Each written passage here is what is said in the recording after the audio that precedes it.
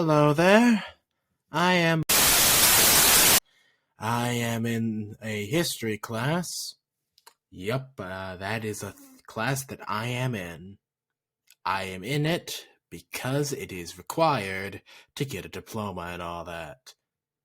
I mean, I've enjoyed it, but why else do people do classes that aren't directly related to what they want to do in life, right? So yeah, as I'm sure you're all no doubt aware, every single living thing must consume some form of sustenance in order to survive. This naturally includes the ancient Greeks. What types of foods did the ancient Greeks eat? Well, that happens to be the purpose of this video. After all, you can learn a lot of things about a culture just from what they ate and who ate what. First things first, however, it's important to learn of how we actually, figured this stuff out about Greek diets.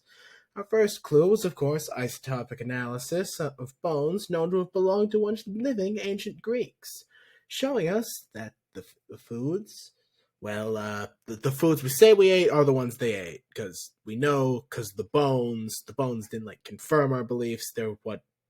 Point being, carbon and nitrogen signatures in the bones also helped. Basically, it's all in the bones. So, yeah, if you think you're gonna take your bad diet to your grave, your bones will tell them the truth. So, I don't know if anyone's gonna check your bones, but if they do, you might be in a bit of trouble. I mean, you'll be dead, so it won't be your problem. But point being, this is also how we figured out that's different classes eat different foods. Not to mention, ancient records and all that stuff. That's pretty important too. The ancient Greek diet had a great variety of foods, albeit not to the same extent as the modern palate. They, of course, had access to various types of fish, though my sources do not state what type of fish they ate exactly. They also had more conventional types of meat, like beef, and that's really the only one my sources mentioned. The Greeks also had vegetables that my sources did not specify what they were. You might be noticing a pattern here. It's hard to get solid sources on ancient Greek cuisine. They also had olives. That's the only one they specified. And even then, they had olives. The only reason I personally know they had olives, based on my sources, is because of olive oil. And they had bread. Good for them. However, not everyone in ancient Greece had access to all of these foods. Instead, lower social classes almost only had access to fish and vegetables. However, higher social classes usually avoided fish due to the perceived inferiority and instead ate beef and bread.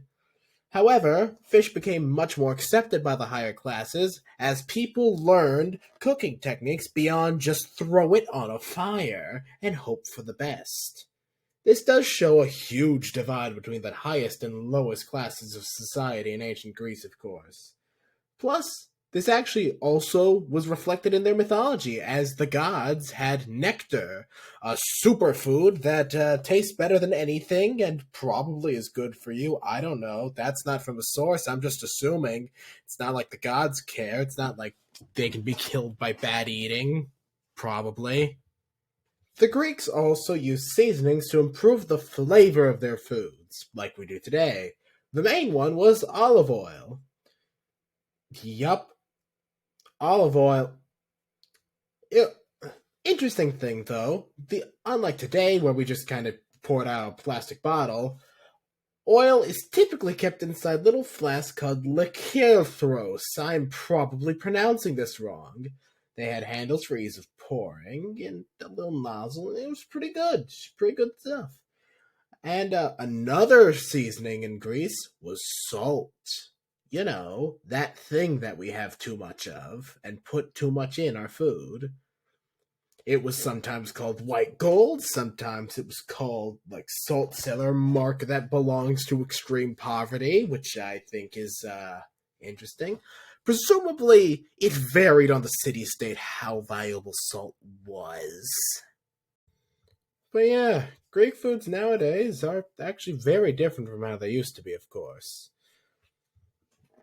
Modern day Greek foods have a lot of cheese and eggplant and garlic and are known for these sorts of things. And Greece just didn't really have access to these to nearly the same degree as nowadays. Garlic and eggplant plants were not native to Greece, and cheese was just not a well known process. I mean, maybe they had them, but my sources sure as hell didn't bring it up. But yeah, it's just interesting how the diet has changed over the years and how food itself has changed over the years, you know? Like, pretty cool. I do not have a good way to end this. Here's a works cited page, or whatever the hell I'm supposed to put at the end here. I don't remember. I'll probably remember it in editing. Anyways, goodbye.